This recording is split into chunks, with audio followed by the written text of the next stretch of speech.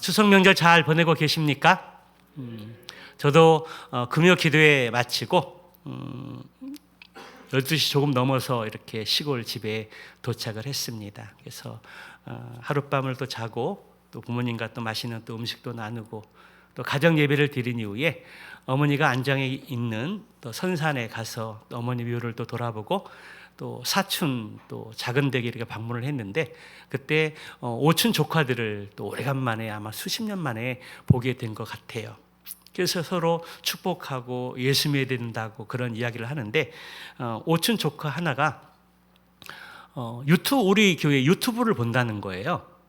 정대선 목사를 치고 인터넷에 치고 들어가면 이제 우리 교회가 뜨고 또 유튜브 방송을 볼 수가 있는데 그 유튜브 방송을 이렇게 보면서 엄마한테도 보여주고 그래서 뭐 저희 가족하고 그 사촌들하고 오촌들하고 그렇게 뭐 볼 기회들이 거의 없는데 유튜브 방송을 보면서 뭐 오랫동안 저희들이 이렇게 뭐 보지는 못했지만 너무나 이렇게 가깝게 느껴진다고 그런 덕담들을 함께 이렇게 나누었습니다. 그래서 아내가 그 찬스를 놓치지 않고 그 유튜브 보는 오촌 조카 대학생에게 용돈을 주면서 격려하고 또 용돈 받으면 기분이 업되잖아요. 그래서 이제 또 유튜브도 이제 무언의 유튜브도 자주 보면서 또 방송을 통해서 예수님 믿고 복된 믿음의 가정이 되거라 그런 마음을 또 이렇게 전달하고 이렇게 축복하고 돌아왔습니다. 또 아버지를 이렇게 혼자 이렇게 떨고 놓고 온다는 것들이 참 마음이 좀 힘들었지만 그래도 또 우리에게 주어진 일들이 있기 때문에 또 하나님 앞에 또 맡기고 이렇게 올릴 수 있었습니다. 우리가 추석을 또 중추절 혹은 한가위라고 하는데요. 올해 한가위는 100년 만에 가장 둥근 보름달을 보는 슈퍼 보름달이라고 합니다. 그래서 제가 한가위라는 단어로 삼행시를 한번 지어봤습니다. 오늘 한번 띄워주시겠습니까? 한 번뿐인 인생길 다시 오지 않는다. 가고 싶은 것도 많고 할 일도 많지만 위에 계신 하나님을 바라보는 삶이 가장 큰 축복입니다. 아멘에 힘입어서 제가 중추절로 한 번 더 지어보겠습니다. 중추절 추석을 맞이했습니다. 추석에 온 가족이 함께 모여 절하지 말고 예배 드립시다. 아멘. 그래서 저희 가정도 어제 식사하고 예배를 드리는데 참으로 좋더라고요. 처음 어머니가 계시지 않은 그 자리에서 함께 예배를 드렸지만 그리고 어머니의 빈자리가 느껴지긴 했지만 그것을 또 수용하고 또 함께 짧은 예배를 드리는 시간들을 가졌습니다. 추석은 한 해 동안 햇과일과 햇곡식을 추수하고 또 그러한 풍성한 열매들을 거두게 하신 하나님 앞에 감사하면서 또 차례를 드리고 또 민속놀이를 함께 즐기면서 가족들이 함께 덕담을 나누고 축복을 하고 단합을 갖는 그런 시간이라 여겨집니다. 올해는 추석이 한 달 빨랐기 때문에 많은 이렇게 풍성한 곡식들이 덜 하긴 했지만 또 앞으로 그런 풍성한 곡식들의 열매들을 거두고 하나님께서 햇빛과 공기와 날씨들을 주셨기 때문에 추수할 수 있었다라는 그런 고백들이 또 저희 교회 성도님들 가정에 풍성했으면 좋겠습니다. 한국 사회는 1970년부터 이제 농업 사회에서 산업 사회로 급변하게 바뀌면서 이제 대가족 제도에서 핵가족 시대로 변화되게 됐고요. 또 부모 중심의 삶의 가정에서 부부 중심의 삶의 가정으로 점점 바뀌고 변화되는 것들을 볼 수가 있습니다. 반면에 결혼의 시기는 점점점 늦어지고 결혼을 하더라도 아기들을 갖는 것들을 주저하고 또 출산율이 저하되기 때문에 우리나라가 세계 최고의 출산율이 낮은 불명예의 1위를 차지하고 있습니다. 거기에 반해서 이제 고령화는 유례 없이 빨라지는 그런 현상들이 나타나고 있습니다. 가정, 여러분, 가정이라는 것이 무엇입니까?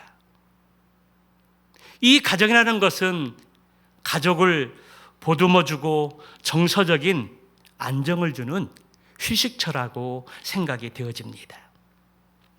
그러나 오늘 우리나라뿐만 아니라 세계 여러 나라 속에 나타나는 그런 현상들이 이혼과 자살과 또 심각한 문제들이 끊이지 않고 있습니다.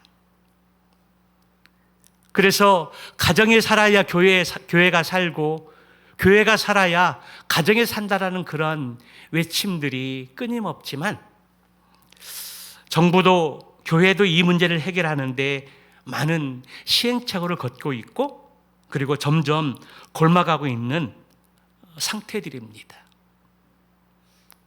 효라든지 또 부모님을 공경하라는 이 말들은 이제는 젊은 세대들한테 부담으로 작용하고 있습니다. 가평에 살고 있는 김씨의 성을 가진 노인이 가평의 모든 고향의 전답을 정리하고 서울에 올라가서 아들의 가족과 함께 살게 되었습니다. 얼마 동안 아들의 가족과 함께 살면서 많은 것들을 느끼게 되어졌는데요. 하나는 정통적인 가정의 질서가 무너지는 것이었고 또 하나는 한국 가정의 도덕성이 무너지고 있다는 것을 피부로 느끼게 되었습니다.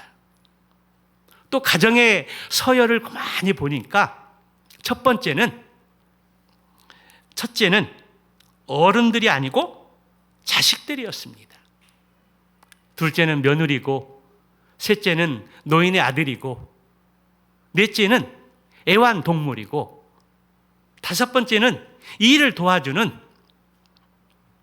또 분이고 여섯 번째가 바로 김노인 자신인 것들을 깨닫게 되었다라는 것입니다. 결국 김노인은 서울 생활을 포기하고 다시 자신의 고향, 태어나서 자랐던 가평으로 내려가 살게 되었다라는 것입니다. 어느 화가가 이 세상에서 가장 아름다운 것을 담기 위해서 화구를 가지고 집을 떠났습니다.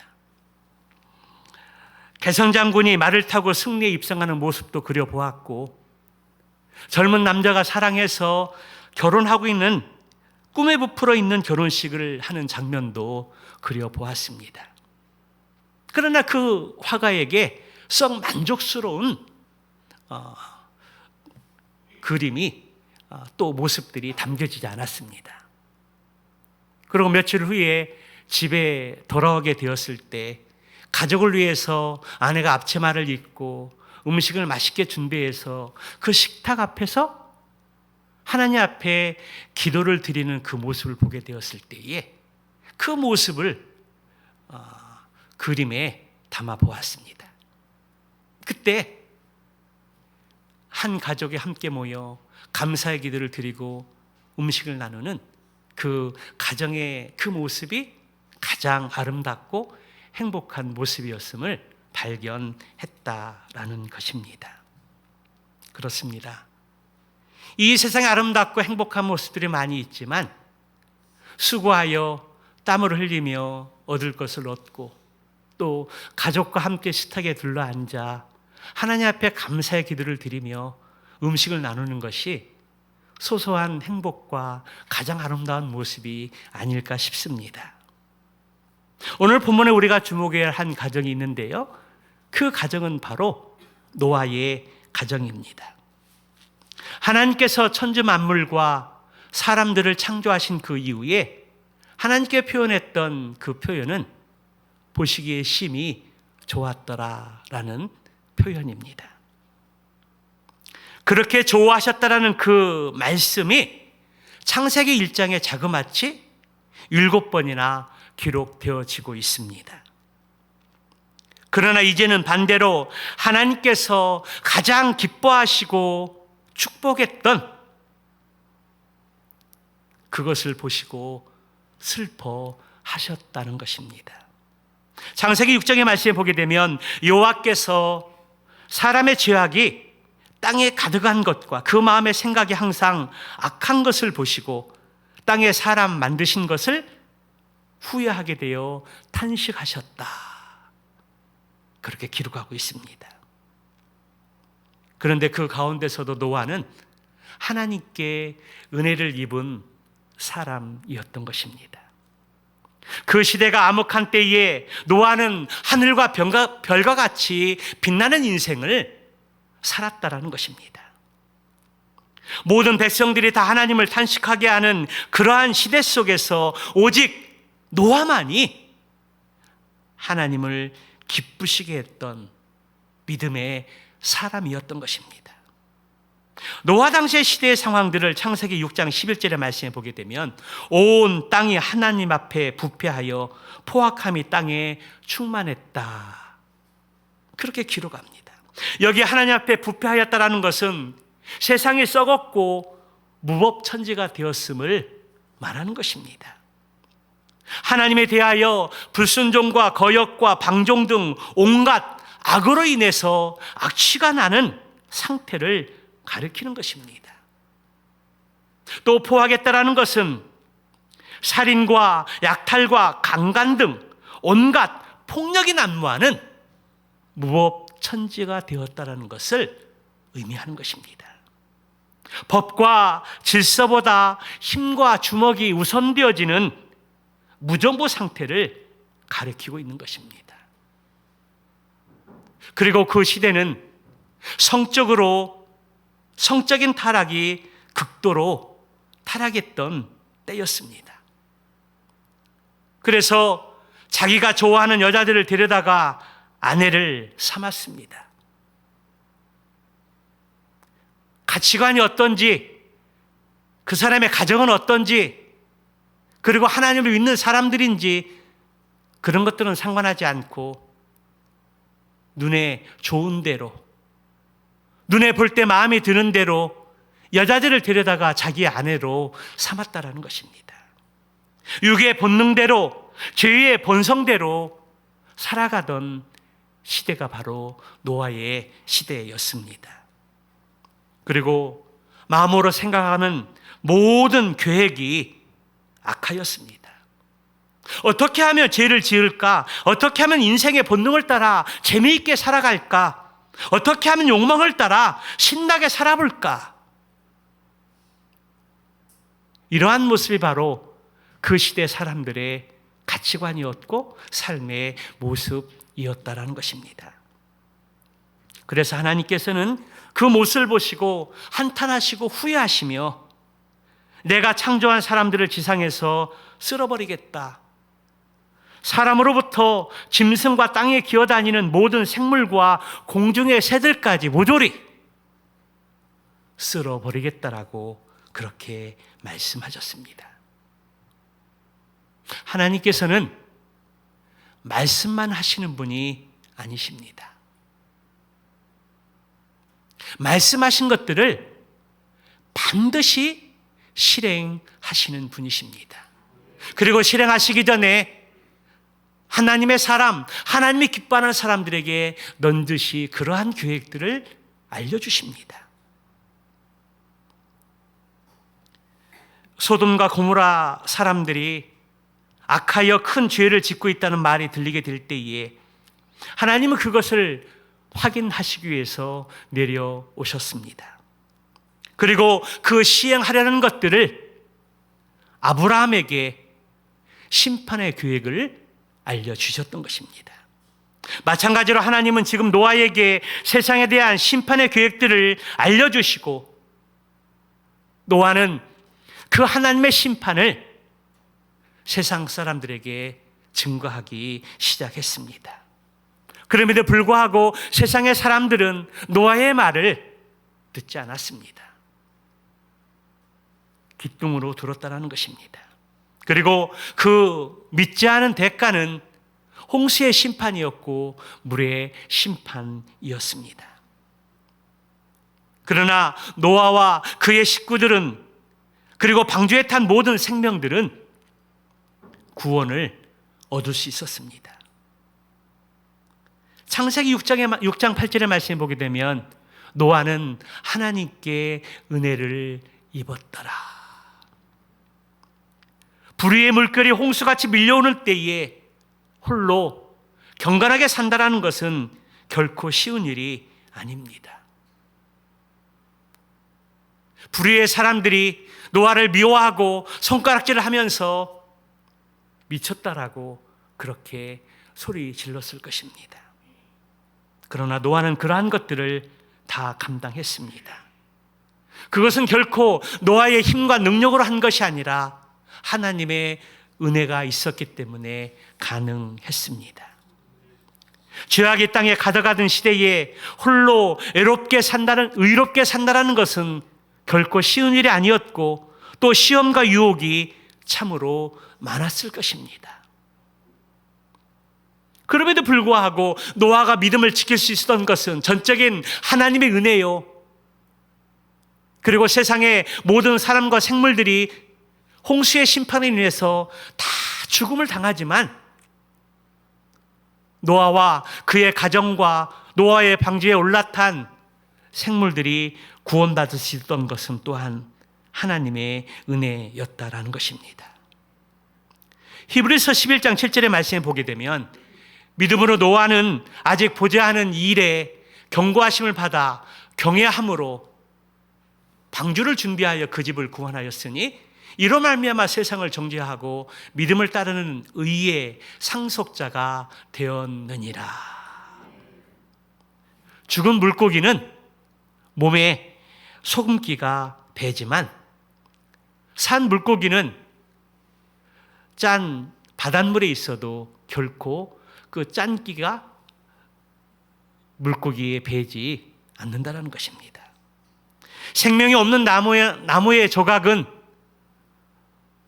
물의 위에 떠 있을 때 흘러 떠내려가지만 생명이 있는 물체는, 생명이 있는 작은 고기는 떠내려가지 않고 물을 거슬러 올라간다라는 것입니다. 생명이 있다는 것이 이렇게 참으로 신기하다라는 것입니다. 오늘날 우리 사회를 바라보면 노아 시대를 바라보는 것과 같습니다.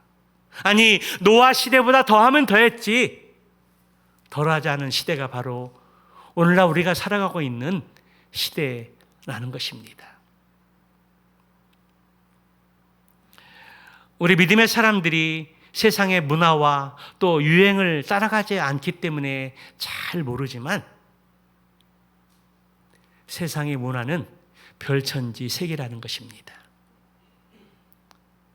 특히 밤에는 더더욱 별천지 세상에서 세상의 사람들이 광란의 시간들을 보내고 죄악을 짓는 시간들을 갖는다라는 것입니다. 인터넷 기사를 보면 살인이나 성폭행이나 아동학대 등 또 안타까운 자살의 어떤 일들의 소식들이 끊이지 않는 것들을 보게 됩니다. 보통 국민들은 처음 이러한 참으로 슬픈 소식을 그리고 악한 일들을 보게 될 때에 안타까워 여기고 경악은 금치 못하다가도 이것마저도 불감증이 생기게 되고 무감각해버리는 그러한 일들이 너무나 많이 있다는 것입니다. 산업의 근대화 후에 엄청난 경제의 부흥이 우리나라에 일어났습니다. 교육의 수준도 사회 수준도 높아졌고 이제는 먹고 살만한 시대에 살고 있다는 것입니다. 그래서 사회학자들은 악이 근절될 것을 기대했지만 오히려 지능적인 범죄들이 더욱더 늘어나고 있는 때입니다. 그렇습니다. 경제 발전으로 지식으로 사회학이 없어지는 것들이 아니라 하나님의 은혜만이 이 사회를 정화시킬 수 있고 평화로운 나라를 이룰 수 있다라는 것입니다. 그래서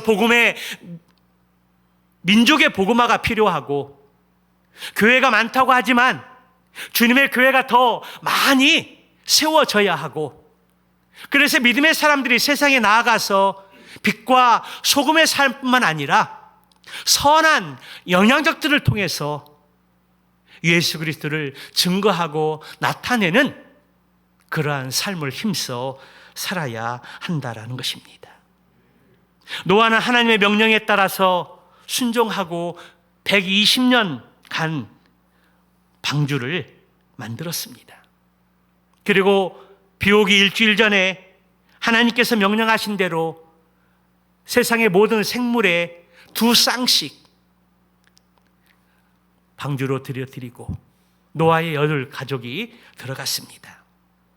비는 150일 동안 밤낮으로 쏟아 부었고 온 세상이 물바다가 되었습니다. 그런 가운데 노아의 방주는 아라랏산에 정착하게 되었다는 것입니다.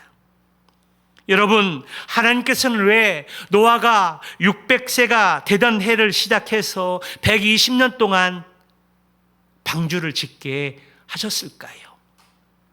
우리의 인간적인 생각으로는 넉넉 잡고도 12년 정도면, 공 하나를 뺀 12년 정도면 그 방주를 짓고도 남지 않을까요? 그런데 하나님께서 120년 동안 짓게 하신 그 이유는 무엇일까요? 배를 짓는 기간이나 그 기능은 중요한 것이 아닙니다.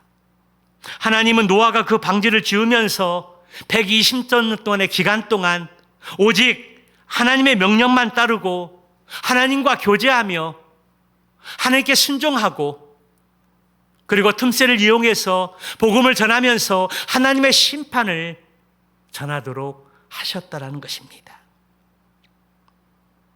여러분, 하나님의 일들은 우리가 어떠한 기능적으로 인간의 계산적으로만 되어진다라는 것이 아닙니다. 우리가 하나님의 또 행하시는 역사에 있어서 숫자라는 것들이 참으로 중요한데요. 오늘 이 120년의 숫자는 우리 인간적인 어떤 계산으로는 또 생각으로는 이해되지 않는 숫자일 수 있습니다. 그러나 이 120년의 기간 동안 하나님께서는 노아와 깊은 교제를 이루셨고 또 하나님의 참뜻이 무엇인가를 분별할 수 있는 기회를 노아는 가졌고 그리고 하나님의 뜻에 순종해서 방주를 지어 나가면서 세상의 사람들에게 하나님의 계획을 알리고 하나님의 심판의 일들을 증거했다라는 것입니다.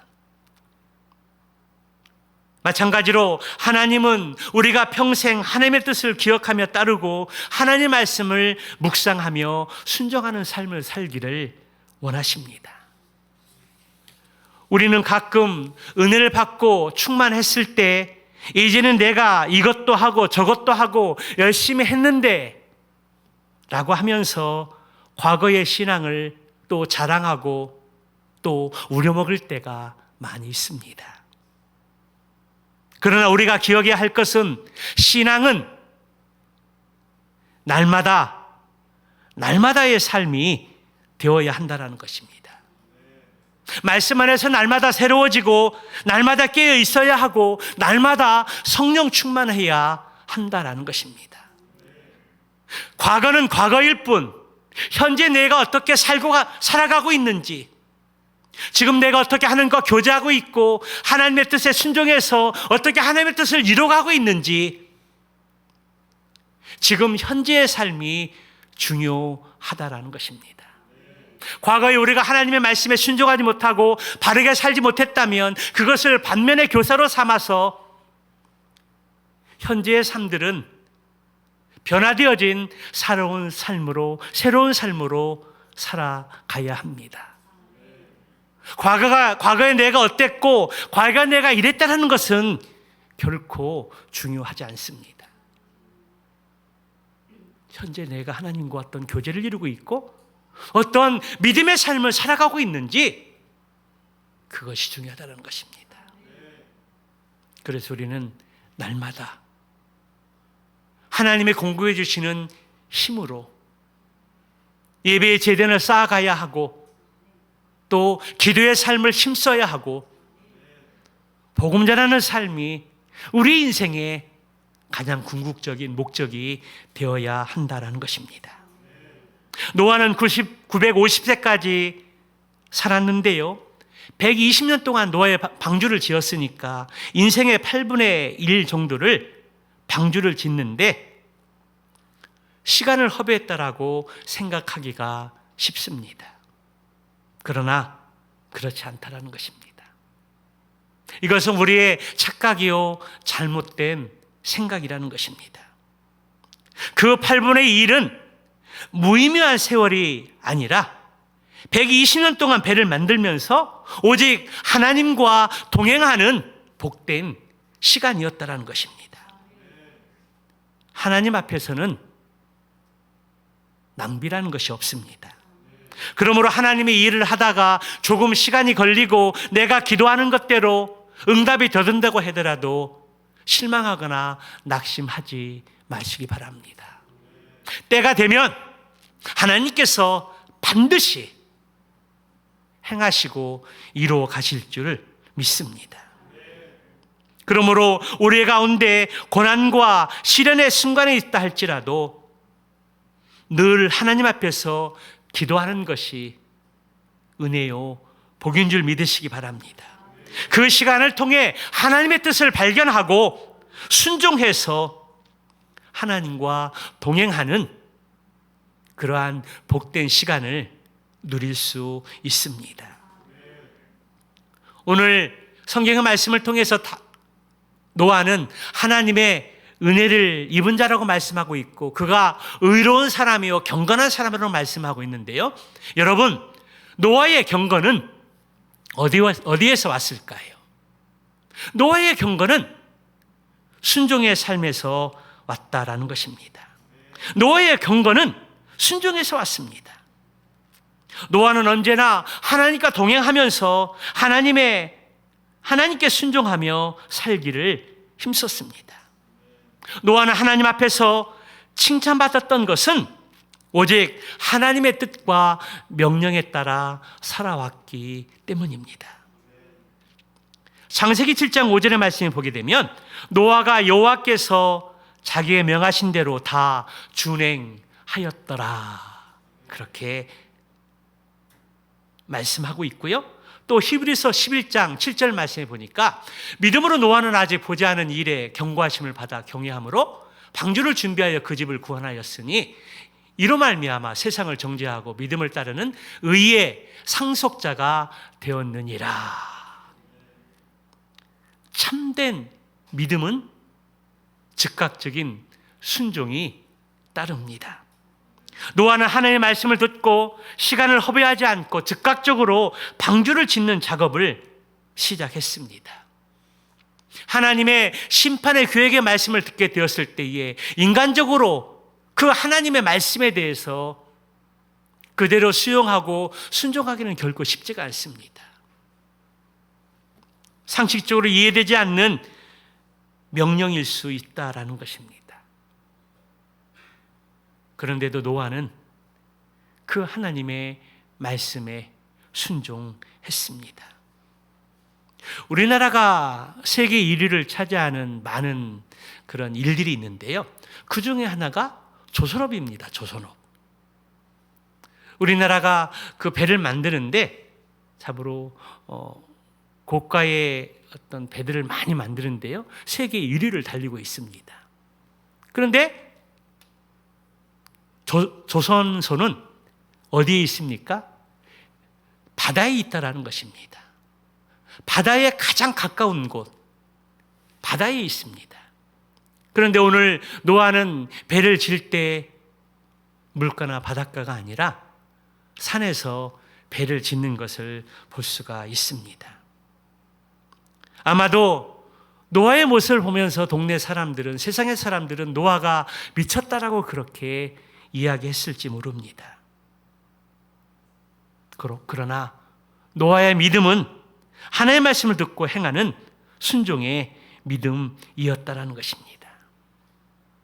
여러분, 이 세상의 사람들이 가질 것 가지고 누릴 것 누리는데도 왜 공허함을 느끼는 것들이 무엇일까요? 우울증을 갖고 사는 그 이유가 무엇일까요? 여러 요소들이 있겠지만 많은 사람들이 공허함을 가지고 이 세상을 살아가는 그 이유가 있다면 그것은 말씀을 듣고도 은혜를 받고도 행함 있는 삶이 없기 때문입니다. 야고보 사도는 영혼 없는 믿음이 죽은 것 같이 행함이 없는 믿음도 죽은 것이다, 그렇게 말씀하고 있습니다. 그런데 노아의 믿음은 하나님을 경외함으로 순종하는 믿음이었다는 것입니다.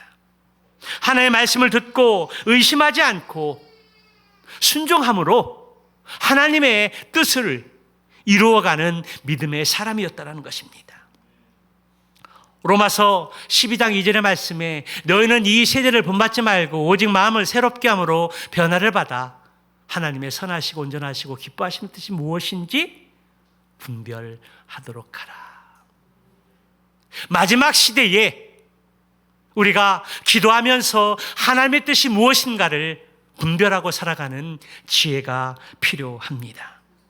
그렇습니다. 온 세상에 죄악이 두루 퍼져 있을 때에 노아는 경건하게 살려는 몸부림이 있었습니다. 노아도 우리와 똑같은 육신의 몸을 가지고 있는 사람이기 때문에 죄의 유혹도 많이 있었을 것이고 육신의 정욕이 순간순간 일어날 수 있는 연약한 존재였습니다. 그러나 노아는 죄가 하나님과 원수된다는 사실을 알았기 때문에 그럴 때는 더욱더 경건하고 거룩하게 살기 위해서 갖은 몸부림을 쳤을 것입니다. 하나님께서는 경건하게 살려고 하는 몸부림치는 그 노아의 모습을 보면서 그 모습을 아마도 기뻐하셨을 것이고 그 모습이 바로 노아의 의로운 모습으로 인정받을 수 있었다는 것입니다. 베드로서 2장 5절의 말씀에 보게 되면 노아가 의를 전파했다라고 기록을 하고 있는데요, 여기 의라는 것은 하나님의 심판의 계획입니다. 하나님의 선한 계획이라는 것입니다. 하나님의 그 선한 의로운 계획들을 세상의 사람들에게 증거했다라는 것입니다.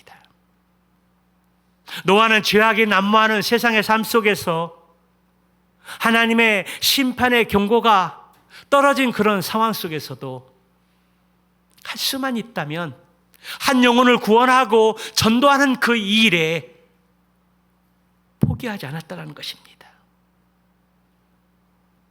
전도를 하면서 세상을 따라가지 않고 주님을 따라가는 삶을 힘써 살았다는 것입니다.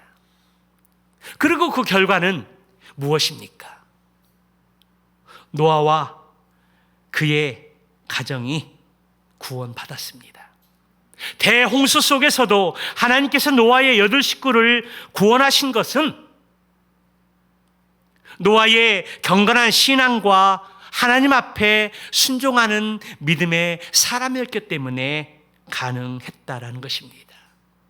그렇습니다. 우리는 이것을 기억해야 합니다. 노아는 한 가정의 가장입니다. 가장 한 사람의 경건한 신앙이 얼마나 중요한지를 우리는 노아를 보면서 깨달을 수 있습니다. 백부장 고넬료라는 한 사람을 통해서 그 가족뿐만 아니라 그의 친척과 친구들이 복음을 듣고 믿게 되었을 때에 죄사함을 받고 성령의 능력을 경험했다라고 성경은 증언하고 있습니다. 빌립보 감옥을 지키던 간순의 가정이 그 가장 한 사람으로 말미암아 온 가족과 그 수하에 있던 많은 사람들이 구원을 받았던 것들을 우리는 기억하고 있습니다. 주 예수를 믿으라. 그리하면 너와 내 집이 구원을 받으리라. 이번 명절에서도 참으로 유익했던 한 가지는 시골에 내려가서 성묘를 하고 그리고 친척 집에 방문을 하게 되었을 때에 정말 수십 년 만에 만나게 된 것입니다. 우리도 도착했을 때 그쪽도 조카들도 도착을 해서 깜짝 놀란 것들이죠.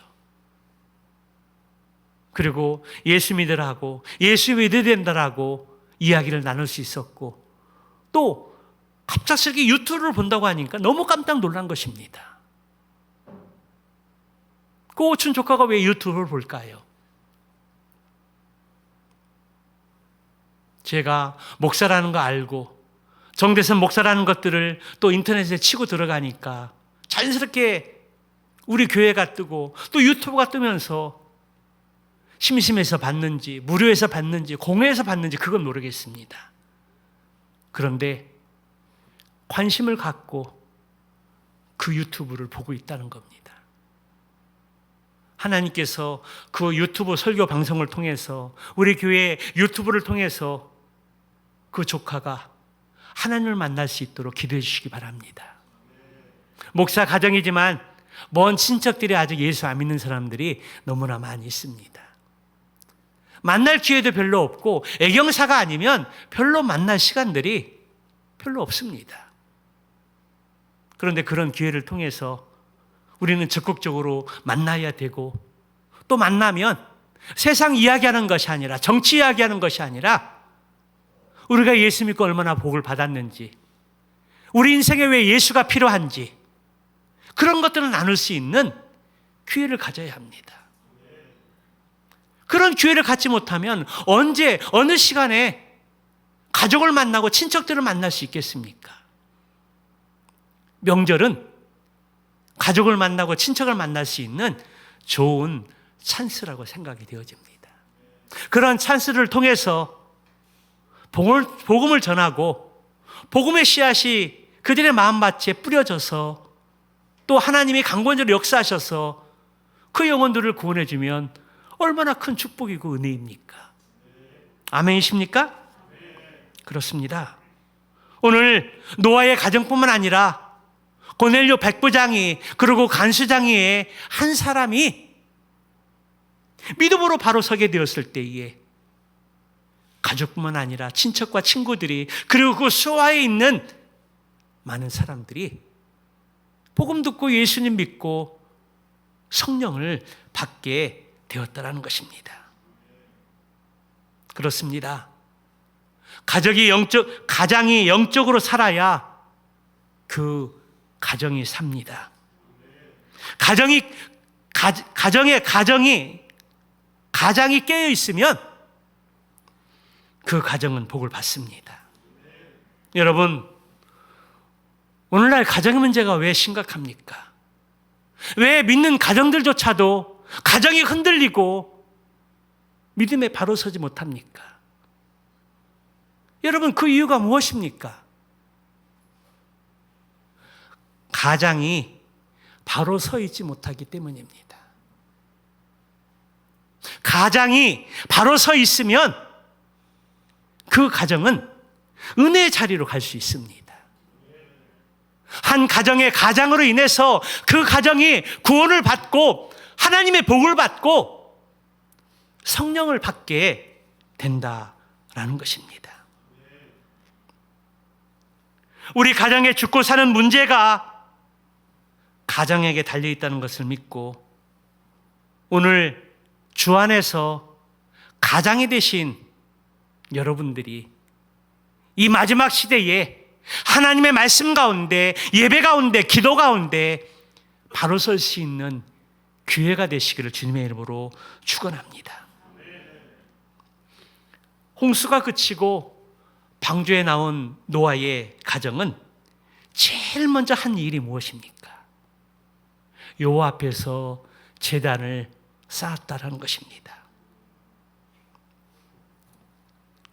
노아 홍수 이후에 자신들을 위해 살 일이 많았을 것이고 궁금한 일들도 많았을 것입니다. 예전에 살던 집은 어찌 되었을까? 예전에 알던 사람들은 어떻게 되었을까? 정말 살아난 사람이 한 사람도 없을까? 궁금하고 생각하는 것들이, 관심들이 많았을 것입니다. 그러나 그들은 관심 있고 궁금한 것들을 잠시 내려놓고 가장 먼저 한 일이 있다면 하나님 앞에 예배를 드렸다는 것입니다. 정결한 짐승과 정결한 새 중에서 제물을 택하여 그 제물을 올려드리면서 하나님 앞에 예배를 드렸습니다. 예배를 드릴 때 온 가족이 함께 드리는 그 예배는 무엇보다도 하나님이 기뻐하시고 기뻐하십니다.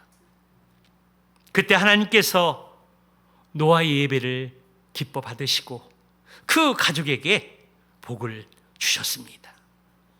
하나님께 예배를 잘 드린 가정을 기뻐하시고 하나님께서는 하늘문 열어놓으시고 복을 허락하신다라는 것입니다. 우리 교회도 또 우리의 가정도 우리 개인의 삶 속에서도 예배 중심의 삶이 되었으면 좋겠습니다. 어디를 가든지 우리가 무엇을 하든지 우선순위가 예배가 되고 예배를 통해서 하나님의 뜻을 분별하고 순종하는 믿음의 삶을 통해서 하나님의 복의 은혜를 받을 수 있는 그러한 삶이 되시기를 축복합니다. 그리스도의 재림이 가까운 이 시대 속에서 이 마지막 때에 우리가 예배하고 기도하고 말씀을 보면서 하나님의 뜻을 분별하는 것은 너무나도 중요합니다. 우리가 하나님의 뜻을 분별했다면 그 뜻을 이루기 위해서 기도하고 씨름하는 가운데 순종의 자리까지 나아가야 합니다. 오늘 이 마지막 시대에 불의가 가득한 이 세상의 삶 속에서 노아가 경건한 삶을 살고 하나님 앞에 의로운 자라고 인정받았던 그러한 믿음의 삶이 동일하게 이 마지막 시대에 우리가 본받을 수 있는 그러한 삶이 되시기를 축복합니다. 말씀을 통해 하나님의 음성을 듣고 때를 얻든지 못 얻든지 하나님의 말씀을 증거하는 기회를 갖고 노아의 가정처럼 예배하는 그러한 믿음의 삶을 통해서 하나님이 약속하신 복을 누리고 나누고 증거하는 추석 명절이 되시기를 주님의 이름으로 축원합니다. 기도하시겠습니다.